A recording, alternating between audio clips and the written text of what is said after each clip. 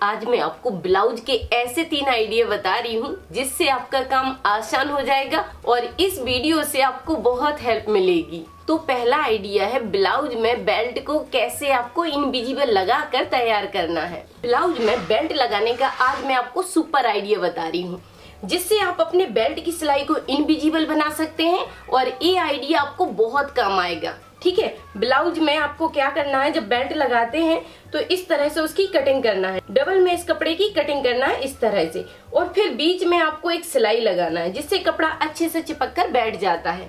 उसके बाद आपको पकड़ना है इस तरह से एक कॉर्नर और इसके ऊपर पलट देना है। बेल्ट के कपड़े को इस तरह से पलटना है और फिर इस तरह से पलट दीजिए। यहाँ पर आपको ऊपर से मिलाकर रखना है इस तरह कॉर्नर से और फिर पूरे कपड़े को फोल्ड कर देना है इस तरह।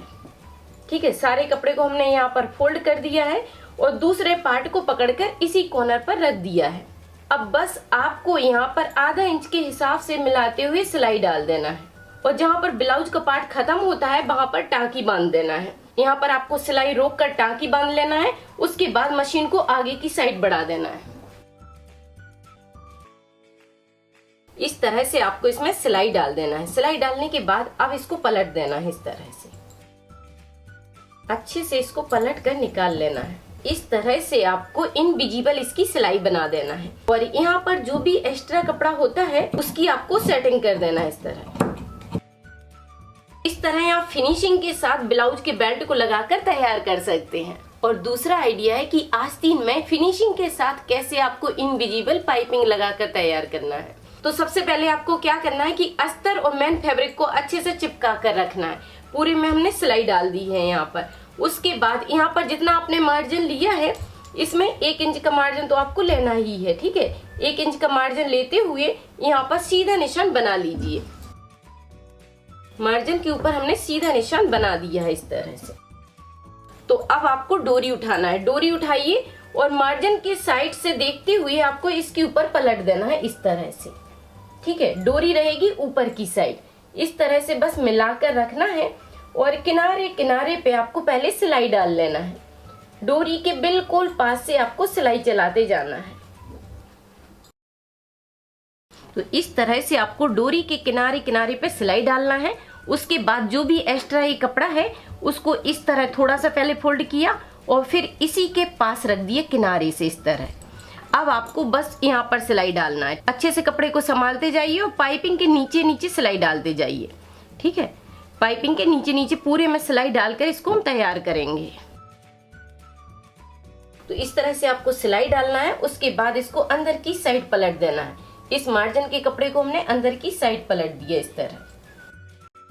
अब बस आपको यहाँ पर 2 पॉइंट के हिसाब से एक सिलाई डाल देना है जिससे कपड़ा अच्छे से चिपक कर सेट हो जाएगा और एक्स्ट्रा पाइपिंग को फिर काट कर निकाल देना है।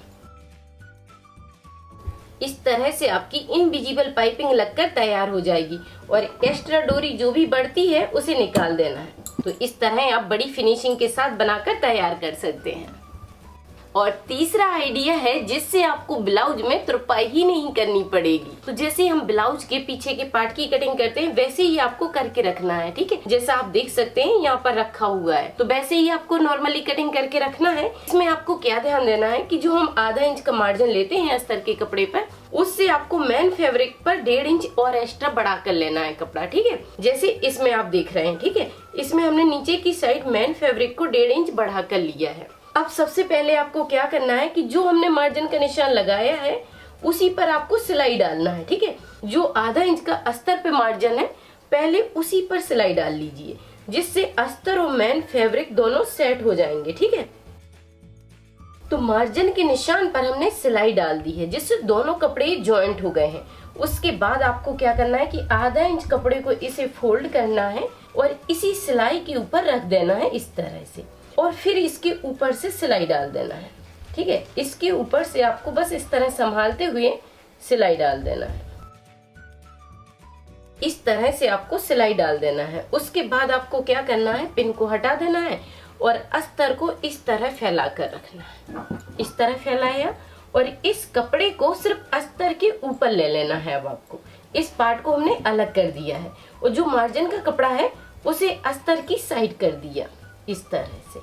जिससे अस्तर का जो कपड़ा है वो स्ट्रॉन्ग भी हो जाएगा और फिर यहाँ पर आपको तुरपाई करने की बिल्कुल जरूरत नहीं पड़ेगी। ठीक है, अब बस आपको इसी के किनारे पर एक सिलाई डाल देना है, जिससे स्ट्रॉन्ग पट्टी बनकर तैयार हो जाएगी।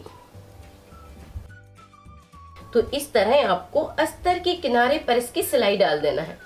अब आपको जहां से पट्टी दिख रही है बस उधर से ही इस तरह से फोल्ड कर देना है। ये पट्टी आपके अस्तर के पीछे की साइड आ जाएगी, जिससे ब्लाउज स्ट्रॉन्ग रहेगा और ये पीछे की साइड से उठेगा नहीं, बिल्कुल भी लूज नहीं हो सकता है क्योंकि पट्टी लगकर स्ट्रॉन्ग हो गया है। ठीक है, और ये जो कपड़ा है जो मैन फैब्रिक का वो फिनिशिंग के साथ रहेगा। यहाँ पर एक भी सिलाई आपको दिखाई नहीं देगी। ठीक है, एक भी सिलाई यहाँ पर नहीं दिखती है, ये पीछे की साइड आ गई है। अब बस आपको टक्स इस तरह से पकड़ना है और टक्स बना देना है। मिलाकर पकड़िए और बस इसका मार्जिन को यूज करते हुए आपको सिलाई डाल देना है। दोनों साइड यहाँ पर हम टक्स बना देंगे। तो इस तरह आपको पीछे के टक्स बना देना है। अब आप देख सकते हैं कि कितनी फिनिशिंग से पीछे का पार्ट तैयार हो जाएगा। ठीक है, तो इस तरह जब आप बनाएंगे तो ना तो यहाँ पर सिलाई दिखेगी और ना आपको तुरपाई करने की जरूरत पड़ेगी। अब आप बनाइए, ट्राई कीजिए और मुझे कमेंट करके जरूर बताइए कि आपको ब्लाउज में कहाँ पर दिक्कत आती है। थैंक यू, धन्यवाद। सिलाई से जुड़ी कोई भी चीज सीखने के लिए आप YouTube पर सर्च करें राधिका ट्यूटोरियल्स और फिर अपने टॉपिक का नाम लिखें।